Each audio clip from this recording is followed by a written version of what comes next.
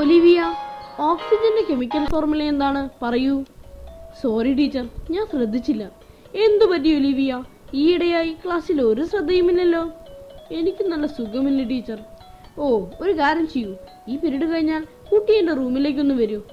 കുട്ടികളെ, ഓക്സിജന്റെ chemical formula O2 എന്നതാണ്. ഇപ്പോൾ എല്ലാവർക്കും മനസ്സിലായില്ലേ? ഒലിവിയ, ക്ലാസ്സിൽ അശ്രദ്ധ കാട്ടുന്നത് പഠിപ്പിക്കുന്നവരെ അപമാനിക്കുന്നതിന് തുല്യമാണ്. ക്ഷമിക്കണം ടീച്ചർ, ഞാൻ മനഃപൂർവ്വം ചെയ്തതല്ല.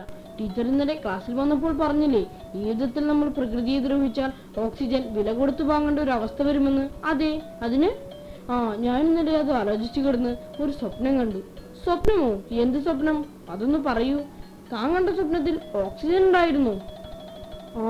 ഉണ്ടായിരുന്നു ടീച്ചർ, പക്ഷേ സിലിണ്ടറുകളിൽ മാത്രം. സിലിണ്ടറുകളിലോ?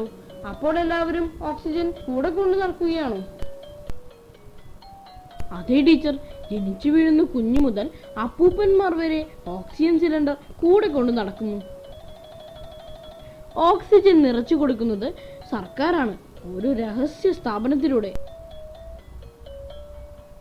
അതുമാത്രമല്ല ടീച്ചർ, എല്ലാ രാജ്യങ്ങളിലേക്കും പ്രത്യേക ടണലുകളുണ്ട്. ആളുകളുടെ എണ്ണത്തിനനുസരിച്ചാണ് ഓക്സിജന്റെ വിതരണം. അവിടെ ഈ ഒരു ഓക്സിജൻ സിലിണ്ടർ 35 ദിവസം മാത്രമേ നീണ്ടു നിൽക്കുകയുള്ളൂ. അതുകൊണ്ട് തന്നെ കത്തിക്കുത്തും കൊലപാതകവും മോഷണവും തർക്കവും എല്ലാം ഓക്സിജന്റെ പേരില. ടീച്ചർ, അങ്ങനെ നടന്ന് ഞാൻ അവിടെയുള്ള ഒരു നഗരത്തിലെത്തി. പെട്ടെന്നൊരു ശബ്ദം എൻ്റെ കാതിലൂടെ തുളച്ചു കയറി. ഞാൻ മുകളിലേക്ക് നോക്കി. ആ കാഴ്ച എന്നെ ഞെട്ടിച്ചു കളഞ്ഞു. പറക്കുന്ന ലോറിയും കാറും ഒക്കെയാണ് ഞാൻ കണ്ടത്. പെട്ടെന്നൊരു രശ്മി എൻ്റെ കണ്ണിലേക്ക് അടിച്ചു. ഓസോണിന്റെ അഭാവം മൂലമുണ്ടാകുന്ന അൾട്രാ വയലറ്റ് റേസ് ആയിരിക്കണം. ഞാൻ അറിയാതെ തളർന്നു വീണു. അപ്പോഴേക്കും അവിടെ ഒരു നല്ല മഴ പെയ്തു. മഴത്തുള്ളികൾ എൻ്റെ മുഖത്തേക്ക് അടിച്ചു. അപ്പോൾ ഞാൻ ആ ശബ്ദം കേട്ടു. എൻ്റെ അമ്മയായിരുന്നു അത്. സ്കൂളിൽ പോകാനായി വിളിച്ചതാണ്. ഇതായിരുന്നു ടീച്ചർ എൻ്റെ ശ്രദ്ധക്കുറവിന് കാരണം. എന്തായാലും ഒലിവിയ, നീ കണ്ട സ്വപ്നം ഇന്നത്തെ തലമുറയ്ക്ക് നല്ലൊരു പാഠം തന്നെയാണ്.